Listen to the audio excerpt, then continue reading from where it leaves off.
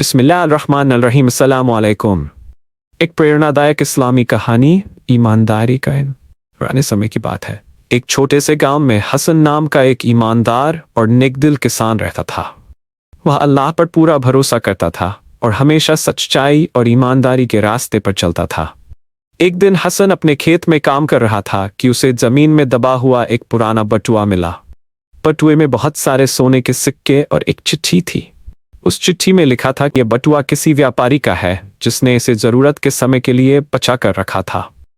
हसन ने सोचा, यह बटुआ मेरा नहीं है और इसे मालिक को लौटाना मेरा फर्ज है। वह गांव के पास के बाजार में गया और बटुए के मालिक को खोजने की कोशिश करने लगा। वह हर जगह पूछता, लेकिन किसी को इसके बारे में कुछ पता नहीं चला।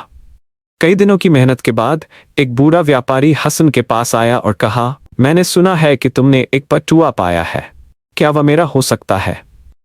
हसन ने बटुए में मौजूद चिट्ठी और व्यापारी की बातों को मिलाया। जब उसे यकीन हो गया कि यह उसी व्यापारी का बटुआ है तो उसने बटुआ लौटा दिया।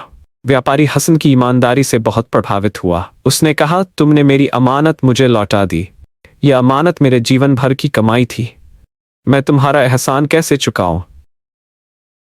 हसन ने मुस्कुराते हुए कहा, यह मेरी जिम्मेदारी थी। अल्लाह ने हमें सिखाया है कि अमानत में खयानत नहीं करनी चाहिए। व्यापारी ने खुशी खुशी हसन को कुछ सिक्के इनाम में देने चाहे, लेकिन हसन ने मना कर दिया। उसने कहा, मुझे इनाम नहीं चाहिए, मेरा इनाम अल्लाह के पास है। इस घटना के बाद गांव के लोग हसन की ईमानदारी की मिसाल देने लगे। हसन का जीवन सबके लिए प्रेरणा बन गया। सीख, ये कहानी हमें सिखाती है कि ईमानदारी सबसे बड़ा गुण है।